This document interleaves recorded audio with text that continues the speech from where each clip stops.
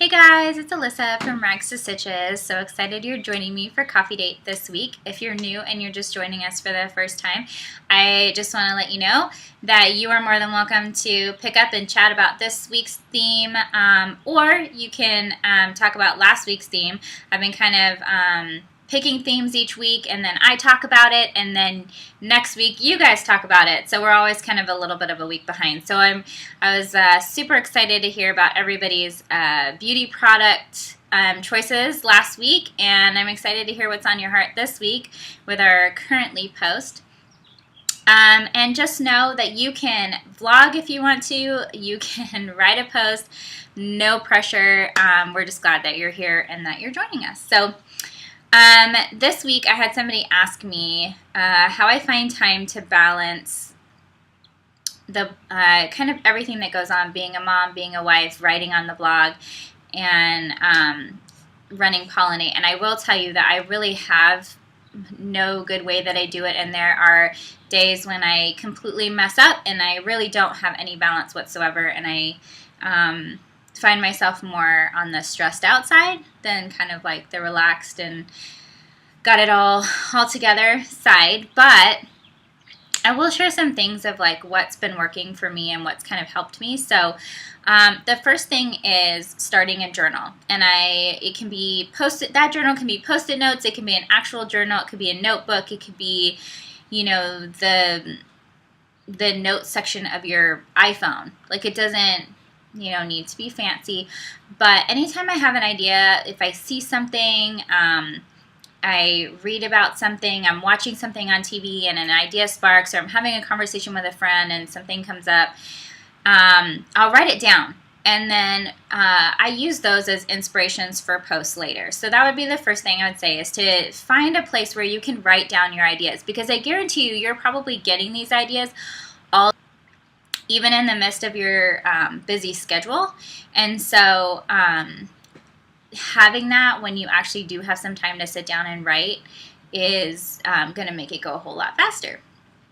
The second thing I would say is, if you can, set aside some time to write. For me, writing is therapeutic. I enjoy it. I love it. I find there's so much inspiration around me, or I just want to make sure that I'm posting pictures or letters to my kids, or just so they can go back and see how they've grown over the years when they get older. And so I like to find time, whether it's every day or maybe if I get a couple hour span a couple times a week, where I'll take those ideas out and I'll just write some posts. And since I'm always taking pictures with my iPhone, I feel like or I have my DSLR with me, I feel like I'm able to usually use a lot of those pictures for the posts that I'm doing.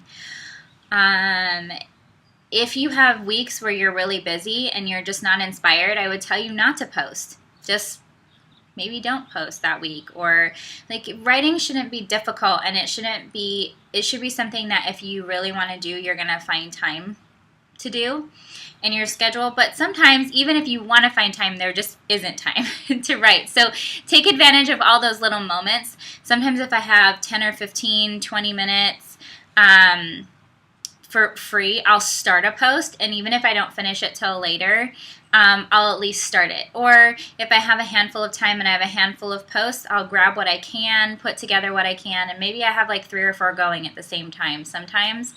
And then third, I would say sometimes the way that helps me balance that is that I have let go of that feeling that I need to have deep feeling, super emotional, personal, vulnerable content on the blog every day.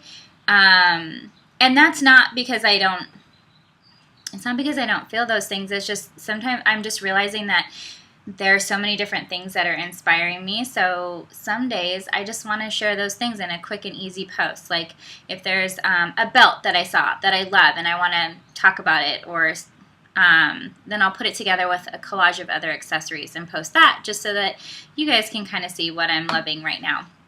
So I would suggest that, you know, if you're in a season that's, you know, maybe busier, then see what's going on with you in that season. If you're having a baby, you know, maybe just pulling together like an inspirational post of like what's inspiring the nursery, or what, you know, is inspiring some outfits for that little one. Or if you're planning a wedding, what's inspiring your wedding colors, your bouquet, invitations, those kinds of things. Because I think people love reading about that too, because they're always trying to get ideas, gift ideas, their own wedding ideas, their own baby gift ideas. And so I think that has helped me a lot to be able to continue writing, is knowing that there are going to be days where there's going to be a lot of writing and not a lot of pictures, and then there's other days where I'm more inspired by what's going on around me and I'm going to share a lot of pictures. So these are just really some simple things that have helped me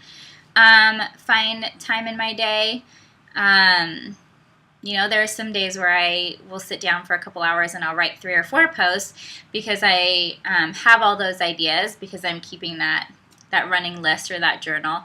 But I know I have a busy week coming and, you know, want to post. So anyways, I hope you guys are having a great week. I would love, love, love to hear your tips of how you find balance and time to kind of fit it all in and do everything that you need to do. So let's talk about it next week. Also, I am going to be doing Coffee Date with Amanda from Royal Daughter Designs from Blistum in Texas next week.